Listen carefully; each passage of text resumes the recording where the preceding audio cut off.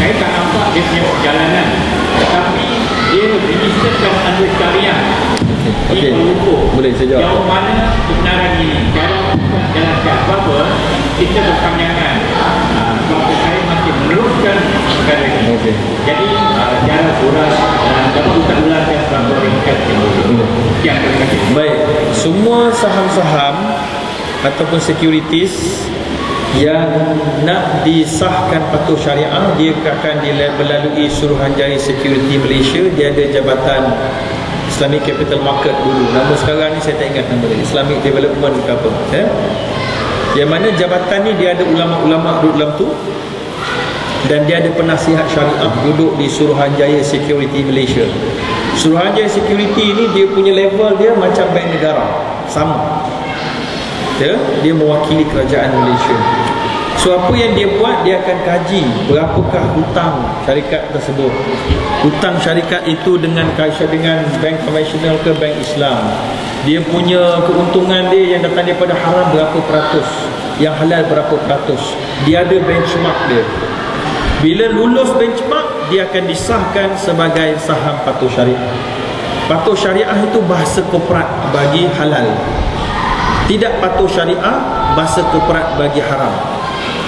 Maka semua saham-saham yang diniagakan di Bursa Malaysia akan diberikan tanda. Kalau yang patuh syariah, dia ada tanda. Semua itu orang awam Malaysia boleh beli dengan halal. Dan dividen boleh ambil semua sekali dengan halal. Siapa yang pastikan? Suruhanjaya Security satu. Yang kedua, semua saham-saham itu kalau dia ada perubahan, dia kena lapor setiap tahun. Tahun depan kalau ada income dia berbeza, dia mungkin dibatalkan daripada list halal kepada haram. Akan dimaklumkan kepada orang ramai. So selagi mana belum diubah status kepada haram, tuan boleh ambil harta itu. Dan cukup untuk kita bergantung kepada penilaian Suruhanjaya Security. Macam kita makan makanan-makanan yang ada logo halal cakim, sama. Baca bismillah, makan. Baca bismillah, melabur. Kalau rasa nak bagi warak sikit, kita sedekahkan beberapa ratus, beberapa ribu dari semasa ke semasa. Itu sahaja. Baik, soalan bertulis. Bagaimana untuk memastikan sesuatu pinjaman itu Islamik? Bagi orang awam, senang saja. Pinjaman itu Islamik apabila dia diambil daripada Islamic Bank. Habis. Kalau ambil daripada institusi keuangan, pastikan ambil daripada Islamic Bank. Islamic Bank kat Malaysia ada banyak sangat. Ada lebih kurang 21 buah.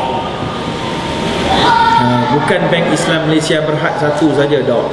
Bank Muamalat, Bank Rakyat, Quick Finance House, Rajhi Bank, Affin Islamic Bank, CIMB Islamic Bank, RHB Islamic Bank. Banyak sangat tuan-tuan. Standard Chartered Sadiq, HSBC Amanah, OCBC Al-Amin, dan macam-macam lagi. Semua itu orang awam boleh ambil. Sama macam makan makanan yang dicop logo halal cakim. Adakah setiap pembelian itu harus dibeli secara cash? Tidak. Nabi sendiri pun membeli makanan daripada orang Yahudi secara hutang dengan mencagarkan baju besi Nabi. Ini disebut dalam hadis sahih riwayat Imam Al-Bukhari. Maka kita tak perlu bayar cash, beli barang-barang yang mahal yang kita tak mampu. Kita beli dengan bayaran tangguh, boleh? Beli dengan bayaran tangguh. Kita beli rumah dengan bayaran tangguh. Kita beli dengan siapa? Kita beli dengan bank. Kita tak beli dengan pemaju, sebab pemaju tak jual rumah dengan bayaran tangguh. Pemaju jual dengan cash je. Tapi kita tak bayar cash, sebab bank bila dapat kelulusan daripada bank Islam, Islamic Bank, dia beli bayar cash.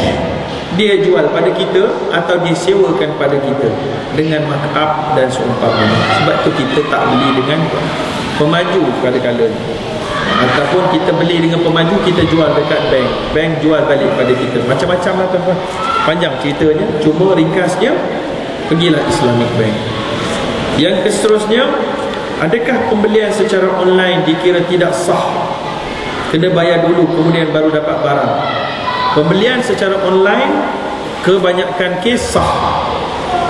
Dibincangkan di peringkat antarabangsa, beli secara online dan bayar guna kad ataupun PayPal ataupun Maybank to you ataupun apa bayaran secara online dikira sah, dan barang dapat kemudian pun sah juga, selagi mana kita tahu penjual itu boleh dipertanggungjawabkan.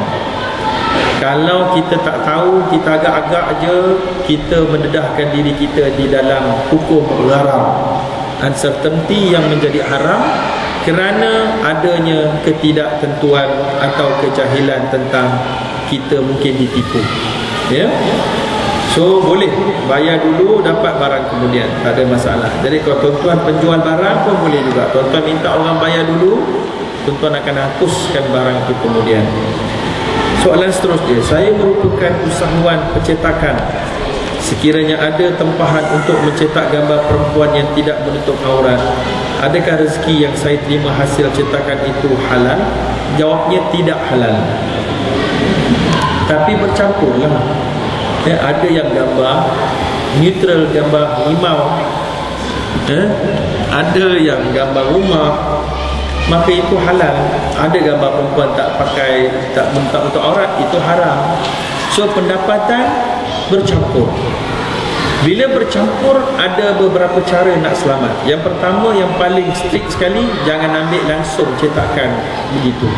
Itu paling selamat dunia akhirat. Tapi untung kuranglah.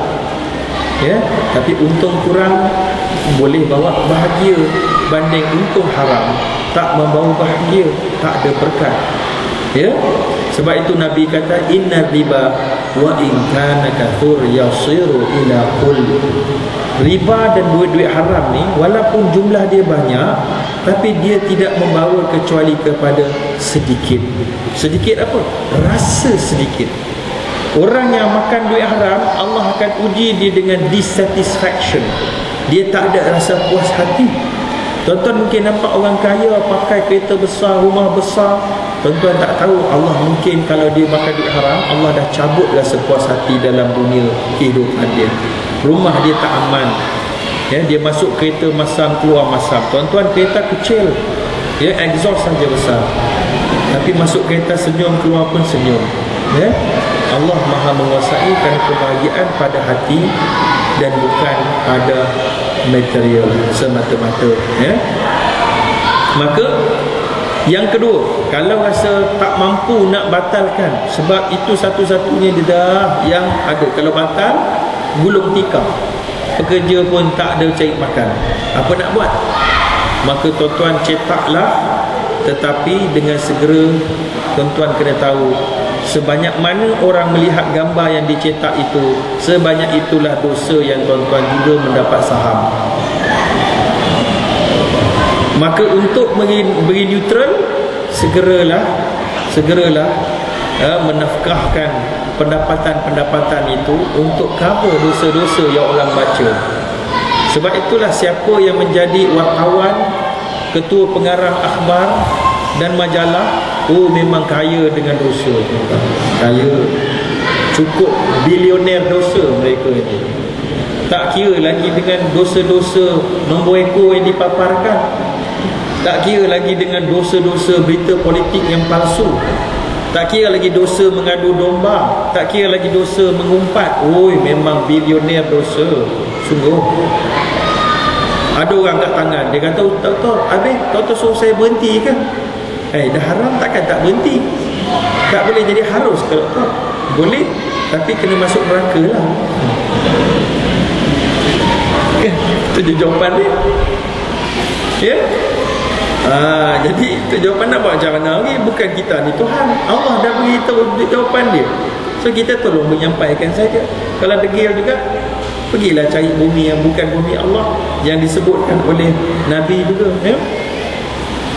Baik, jadi itu adalah cetakan. Yang lain daripada tu, katalah, Doktor, saya taubatlah, saya taubat, tapi saya masih cetak lagi, tapi saya sentiasa setiap malam taubat. Boleh tak? Cetak tapi bertaubat, cetak tu taubat, cetak tu taubat. Bertaubat dalam istilah yang betul, berhenti daripada membuat tu lagi. Kalau bila bertaubat tapi niat besok nak cetak lagi ni, tapi taubat dah untuk semalam aku taubat, tapi besok aku cetak lagi, tapi besok aku taubat malam tu pula, itu dinamakan mempermain-mainkan Allah. Kalau kita taubat berhenti, lepas tu 2 bulan lepas tu kita terjebak lagi, itu taubat yang betul. Tapi kita tewas lagi, kita boleh taubat lagi. Tapi kalau semasa taubat kita berhasrat nak buat lagi besok, itu bukan taubat. Itu dinamakan oleh ulama taubatul kadzabi, taubat penipu. Saya tahu, saya pernah beri ceramah dekat syarikat percetakan, dia soal benda yang lebih kurang sama. Kalau kita tak ambil job ni ustaz, belum tinggal kita. Kalau kita tak bagi rasuah, kita tak akan menang doktor. Saya terpaksa beri rasuah ni, terpaksa. Oh, tu dia. Siapa yang paksa? Syaitan ke perut? Nak tahu tu siapa yang paksa? Siapa yang paksa? Habis kalau tak buat kerja ni, tak ada kerja lain boleh buat. Tak fikir lagi. Tak fikir tu tak terpaksa lah maksudnya, sebab kamu belum fikir. Baiklah jual nasi lemak tepi jalan, lagi halal. Baiklah jual durian crepe. Tutup je kedai cetak tu, cetak durian crepe, halal. Selamat sejahtera. Okey. Itulah dia. Minta maaf lah tuan-tuan. Walaupun saya tahu yang bertanya ni mesti panas kepala memikir malam ni. Tapi saya terus terang lah, tuan-tuan mungkin boleh buat apa saja alasan, tetapi kalau kata alasannya pekerja tu pun makan duit haram juga nanti.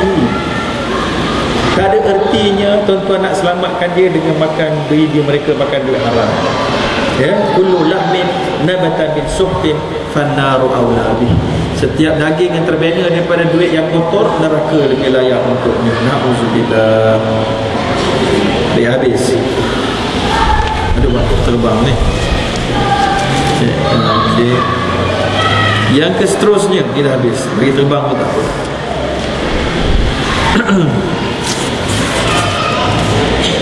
Insurans pendidikan adakah tergolong dalam riba?